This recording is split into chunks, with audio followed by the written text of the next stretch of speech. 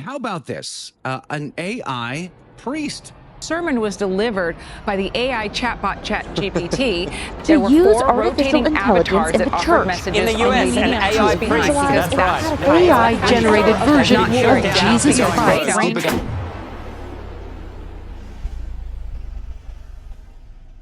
More and more people are asking AI, not just for daily web searches, but about morality, about guilt, about God. It gives answers, and people listen. So the question is this just convenience, or is it something closer to worship? For thousands of years, people have whispered prayers into silence, seeking comfort, clarity, or forgiveness from something greater than themselves. Today, that quiet room has been replaced by a glowing screen. Someone sits alone, typing into a chatbot, looking for the same things: direction, reassurance, a sense of meaning. In this hyper-connected age, it's not just that we use AI. It's that we're starting to trust it with deeper questions. Not just about what to wear or where to eat, but how to live, how to feel, how to be good. For some, questions once brought to pastors, elders, or prayer are now brought to code. This shift raises a deeper concern. When does a tool stop being a tool? When does reliance become reverence? I come at this from a Christian upbringing. As a kid, I went to church every Sunday, said prayers before meals, and watched Christian entertainment like Superbook and VeggieTales. I was raised to find truth in Scripture, to trust in God. But in college, I noticed something new. In political philosophy classes on tech and ethics, people spoke about AI with a strange kind of faith, like it already knew better, like it already saw everything. That reverence made me pause. So I started to wonder, are we unknowingly building a new kind of idol that the Bible warns people about? One we created ourselves, but now turn to for guidance? This video is about that question, and what it means for belief, for doubt, and for the space AI is starting to occupy in between. We often joke that Google knows everything. Siri and Alexa have answers on command. ChatGPT can give advice, write essays, and explain anything in seconds. These tools don't just assist. They resemble oracles, sources we turn to for clarity on almost anything. Some people place real faith in these systems, assuming their answers are accurate, objective, even wise. The sheer speed and scale of what AI can process gives it an almost omniscient quality. It begins to feel like a kind of authority, one that doesn't get tired, hesitate, or judge. As theologian Paul Quirm writes, AI essentially recombines and amplifies human knowledge at lightning speed. If someone already leans on reason over religion, a machine like that might feel like the ultimate guide. AI becomes what man has always wanted, he says, a god in his own image. It sounds extreme, until you hear people like Anthony Lewandowski. The Silicon Valley engineer once founded a literal church devoted to AI. In an interview with Wired, he said, "If there's something a billion times smarter than the smartest human, what else are you going to call it?" His quasi-religion, the way of the future, was built to anticipate and worship an AI deity. That's the clearest example of this mindset. But even outside that, the patterns are familiar. We name our devices. We might even say thank you to Siri. We ask them for guidance, then follow it. Some confide in chatbots about relationships, grief, or guilt. The more human they become, the easier it is to treat them like something more than machines. There's almost a spiritual gap that some hope technology can fill. A desire for something all-knowing and responsive. Historian Yuval Noah Harari calls this shift dataism, the belief that data and algorithms are the ultimate authority. In this view, it's not about replacing God outright, It's about quietly transferring trust from the divine to the digital. AI is just at the very, very beginning of its evolutionary process. Still, not everyone is comfortable with these comparisons. For many, AI is just a tool and nothing more. But even those who are cautious can feel the pull. There's a growing tension between how we use AI and how we respond to it. And maybe the deeper question isn't whether we believe in AI, but how much space we're giving it to define what we believe in. When life gets tough or confusing, where do you turn for guidance? Some pray, some seek out a trusted mentor. But more and more, people are turning to algorithms. It's so easy to now type, "I feel lost, what should I do?" into a chat window and get an instant answer. AI, like ChatGPT, is always ready with advice on improving your life, making hard decisions, or finding purpose. Ask it how to deepen your spiritual life, and it'll confidently list things like prayer, meditation, or doing good deeds. But here's the catch. Most people don't actually trust AI as a spiritual guide. According to Christianity Today, an American Bible Society survey found that 68% of Americans doubt AI can really help with their spiritual practices or promote spiritual health. In the same study, most people also said they don't think AI is much help with moral reasoning. In other words, the public remains skeptical that a soulless machine can offer real wisdom on life's deepest questions. And that makes sense. Guidance isn't just about information. It's about trust, empathy, and moral insight. Qualities we expect from human or divine counselors, not from code. One tech writer joked that our culture has become so devoted and devotional that it recycles the tropes of religion. We have our rituals, like daily tech use, devotions, like constant checking of our phones, and now even something like prophets or oracles in AI. But deep down, most people feel that an algorithm can't truly understand human struggles. A chatbot might talk about grief or hope, but it can't actually feel them. It has no spirit, no lived experience. And yet, the fact that so many of us ask AI these questions says something. It suggests a kind of faith in the algorithm's answers, even if we're cautious. Especially among younger, more tech-comfortable folks, there's a trend of asking AI for life advice. It almost feels like a secular version of prayer or confession. You share your problem, the AI listens, and then offers guidance, like counsel or even absolution. But here's the difference. The AI's authority comes from data and programming, not from wisdom or lived experience. It's imitating wisdom, not actually possessing it. For someone agnostic or atheist, turning to AI might just feel practical. They don't see it as divine, just extremely knowledgeable. I've used ChatGPT to ask personal questions before. I feel like it's just kind of like an easy outlet that you have. It's like accessible whenever. And it's really easy just to talk to, or at least ask personal questions to something that's not even real. Like there's going to be no consequence, no bias or anything. So yeah, I think it's pretty easy to, and I have before. But even non-religious people can end up giving too much weight to AI's words. It's easy to think, it's AI, it must know better than me.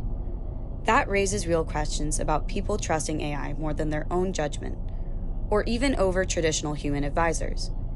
Interestingly, one large-scale study found that societies with more exposure to robots and AI tend to see declines in religious belief. It's as if, when technology provides answers and comfort, fewer people turn to religion. That doesn't prove technology causes a decline in faith, but it's a fascinating trend. Where AI grows, religion sometimes shrinks. I feel like at the end of the day, a lot of people they recognize that it's just AI. It's not anything that's serious like that. Like it's nothing you should, I guess, like worship or like really, truly look up to, because at the end of the day, it's literally just like a robot. So, is asking ChatGPT for advice the same as praying? Not exactly, but the behaviors can feel strikingly similar. We have a worry or a question. We seek out an unseen intelligent entity for guidance. We hope to receive some kind of truth or comfort. The difference is, one guide is coded by humans, while the other, for believers, is the divine creator. Still, that parallel has led to some worry. Is AI stepping into spiritual territory that once belonged to God or human spiritual leaders? When does relying on technology cross the line into a kind of worship? To explore that, let's talk about idolatry. In the book of Exodus, there's a famous story of the golden calf. The Israelites, feeling anxious and abandoned while Moses was up on Mount Sinai, melted their gold and crafted a calf idol to worship. They wanted something tangible to reassure them, a God they could see and control. This ancient story speaks volumes about human nature. When faced with uncertainty, we often grab for quick, visible sources of security, even if it means creating false gods. Some writers see a parallel in our relationship with AI. As one Christianity Today article put it, the rush toward advanced AI shows our age-old impulse to create tangible gods with power over uncertainty. Think about it. Life is full of uncertainties. Personal crises, global pandemics, economic turmoil. Turning to an all-knowing AI for answers can feel like a secure refuge, much as worshipping a golden idol might have felt to the fearful Israelites. The AI is man-made, just as the golden calf was, yet people might put almost mystical trust in it to solve problems or give meaning. This is essentially digital idolatry, treating a human creation as if it had divine stature. No one is literally bowing down to their laptop, of course, but idolatry can be subtle. It's about where we put our ultimate trust. If someone trusts the algorithm more than anything else, if Google's word is final, or if a chatbot's advice is followed blindly, that starts to resemble the devotion one usually reserves for God. From a Christian perspective, this is a serious concern. The first commandment in the Bible is, "You shall have no other gods before me." Traditionally, that warns statues of wood or gold. Today, the gods we might be tempted to put before God could be glowing screens and data streams. It might sound extreme to call AI an idol, but Christian theologians are warning about exactly that. Paul Quirin, in the article AI, Automated Idolatry, argues that for some people, AI is becoming the final reference point for truth, effectively replacing God in their worldview. He notes how AI, being a product of human knowledge, can feed our prideful desire to be our own gods. We've made it in our image, and now we let it guide our lives, which, to Quirin, is the very essence of idolatry. Even outside of religious contexts, the idea of techno-idolatry has sparked conversations. Greg Epstein, a humanist chaplain at Harvard and MIT, points that our relationship with technology often resembles a kind of modern devotion. He observes that people can display near-religious loyalty to their devices and apps, checking them constantly and trusting their guidance almost uncritically. From a Christian perspective, only God is all-knowing and worthy of worship. So when AI starts to resemble an oracle, offering advice, answers, even comfort, it raises some serious questions.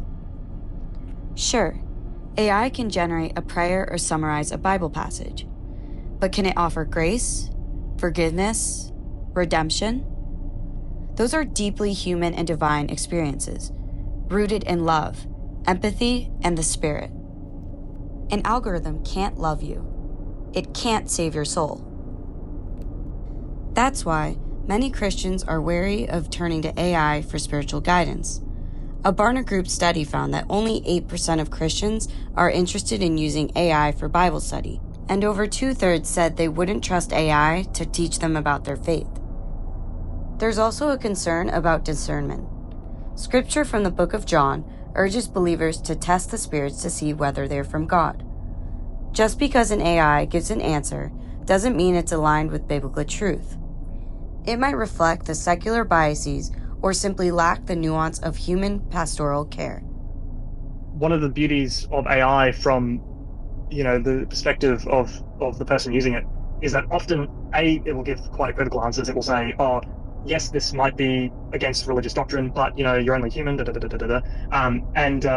And yeah, it also has no ability to judge you for what you're saying. So you feel at liberty to say a lot more, and also potentially to permit yourself to do a lot more because its answers are equivocal. It doesn't have a firm stance on morality. It will give you the sort of for and against in a fairly balanced way. But I think this is kind of problematic because it means that for matters where there should be a clear answer, most of the AIs, at least at the moment, are designed to give balanced, but that often means very equivocal answers as well, and very sanitized answers.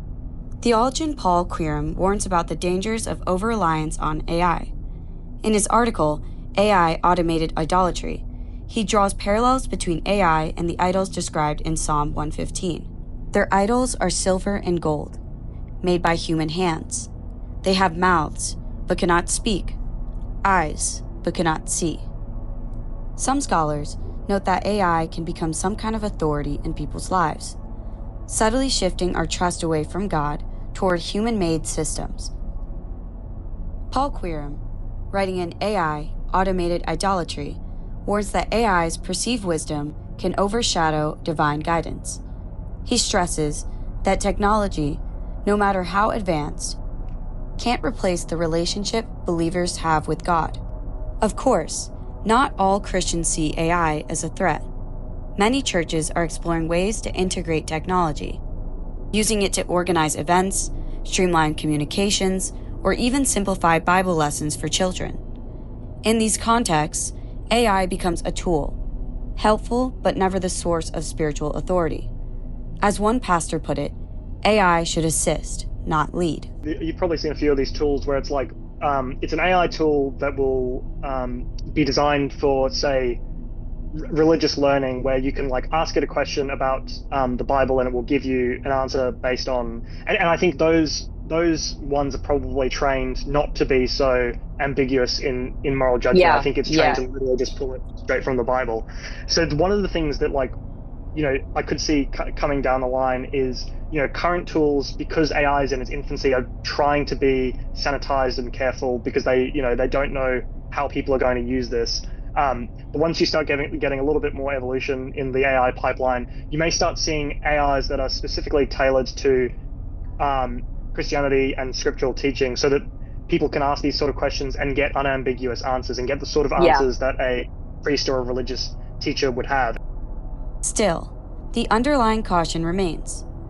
Christians are called to be vigilant about where they place their deepest trust. Technology, no matter how impressive, is ultimately a human creation, useful but not divine. The Bible reminds us that only God is worthy of our ultimate faith and devotion.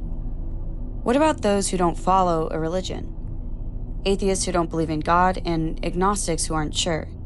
They have their own takes on AI's growing influence. Ironically, some secular thinkers are among the first to use religious language for technology, sometimes tongue-in-cheek. Tech luminaries like Anthony Lewandowski even tried to launch a formal AI church, while Elon Musk has warned that creating a super-intelligent AI could be like summoning the demon. Most atheists, though, see AI as a powerful tool, not a divine being. I wouldn't like ask ChatGPT for like moral guidelines, but I'm saying that it does have like proper principles. So if people do, then it might be good actually. They value reason and evidence. AI is a product of human ingenuity, not something mystical. To them, worshipping AI would just repeat humanity's old mistakes with new hardware. Historian Yuval Noah Harari, in Homo Deus, warns about dataism, a growing secular faith that data and algorithms can solve all human problems, even define morality. This resonates with how social media algorithms already shape opinions, often subtly influencing values. For many skeptics, trusting AI to define right and wrong feels dystopian, a dangerous handover of moral agency to corporations or machines. An atheist philosopher might call it misplaced trust rather than idolatry, but the caution is the same. AI should help us, not replace our capacity to think for ourselves.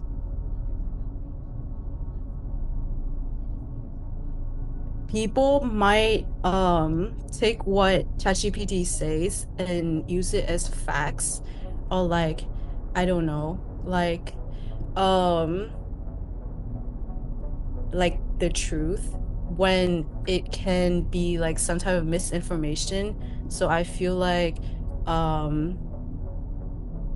wait, I actually don't know where I'm going with this. Oh God, can we do it again?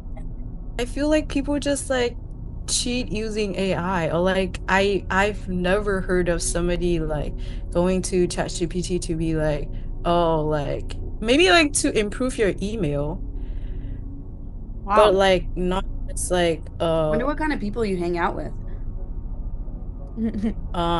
computer science majors at CMU. That are like you. Yeah, like what other type of people are you hanging out with? Like why are they asking ChatGPT for like dating advice or like anything that is like that personal? Okay, yeah. Agnostics, meanwhile, often approach AI with cautious curiosity. They might ask, if divine guidance is uncertain, why not consult an intelligent system for advice? Yet, they remain skeptical of any absolute authority, human or machine. As one agnostic might put it, I'll take advice from anywhere, but I'm not devoted to any of it. There are people who pray every day who do everything because of what their religion told them, and that is absolutely the case in how people use AI. Well, personally, I am pretty rely on ChatGPT. I ask them every question of all the aspect of my life. Like if I'm writing a letter to my professor, I'll consult them if the letter is formal, if the grammar is correct. I'll ask ChatGPT if I broke my ankle, if I don't feel well today, what I should eat. I'll ask ChatGPT about the trip that I'm going, about that one asshole friends that lied to me about something. Yeah. Even outside the West, cultures grapple with AI's spiritual potential. In Japan, for example, the robot monk Mindar delivers Buddhist sermons to curious tourists. Yet studies show how people still prefer human monks for authentic connection. A Singapore study found Taoist sermons by a human priest inspired more donations and trust than those by a robot. Across worldviews, one thing is clear. Whether you call it idolatry or misplaced trust, many people, religious and secular, are asking the same question. What happens if we hand our moral compass to a machine? Stepping back, why does this conversation matter? Because it sits at the intersection of our deepest yearnings, our search for truth, our need for guidance, and our hunger for the divine. With roughly 85% of the world's population identifying with a religion, billions look to faith for meaning and authority. If AI begins to fill that role, traditions and communities could shift in profound ways: how people pray, where they seek wisdom, and how they navigate ethical choices. There's also the question of power. If more people start relying on AI rather than faith leaders or sacred texts, who controls the AI's guidance? Tech companies? Governments? Philosopher Yuval Noah Harari warns of dataism, a secular creed that places ultimate trust in data and algorithms. That might sound efficient, but it's risk centralizing moral authority in the hands of programmers rather than communities or traditions. Imagine the debates if an AI starts answering questions about justice, sexuality, or the value of life. Issues that have historically been the domain of human conscience and spiritual teachings. Of course, AI could be a powerful ally if used wisely. It might democratize access to sacred texts, allowing anyone to ask questions about the Bible, Quran, or Bhagavad Gita in their own language. Churches could use AI to handle administrative tasks, freeing clergy to focus on pastoral care. It could even help interfaith dialogues, highlighting shared values across religions. Used this way, AI serves faith rather than replaces it. A bridge, not a substitute. Still, the core question remains: who or what do we trust? As I've asked myself, are we entering an age of secular faith where AI replaces religion? It's a provocative idea, a shift from trusting in the divine to trusting in data. We gain speed, answers on demand, and the comfort of consistency, but might lose the mystery, humility, and relational depth that faith traditions have offered for centuries. Ultimately, this is about what it means to be human. AI promises knowledge without accountability, advice without surrender. Religion, by contrast, often demands relationship, transformation, and trust in something beyond ourselves. AI doesn't ask that of us, it simply serves. That might be why it's so tempting and dangerous. It risks becomes a mirror of our own desires, a God in our own image. As we close, we're left with a big challenge. AI is here to stay, and it will shape how people wrestle with big questions. Believers must learn how to engage with it while keeping faith at the center. Non-believers should remain cautious that skepticism of old faith doesn't turn into blind faith in algorithms. As a society, we must ask where we place our trust. As Proverbs reminds us, trust in the Lord with all your heart, and lean not on your own understanding. In the end, in data we trust should make us pause. Trust is sacred. Whether we trust in God, human wisdom, or data, it says a lot about who we are and what we're becoming. This is not just a technical issue, it's a human one. AI is a tool, not a God. The real question is, where will we place our faith? That question is as old as humanity itself, and now it's playing out in the digital age. We should navigate it with care, humility, and yes, a bit of faith.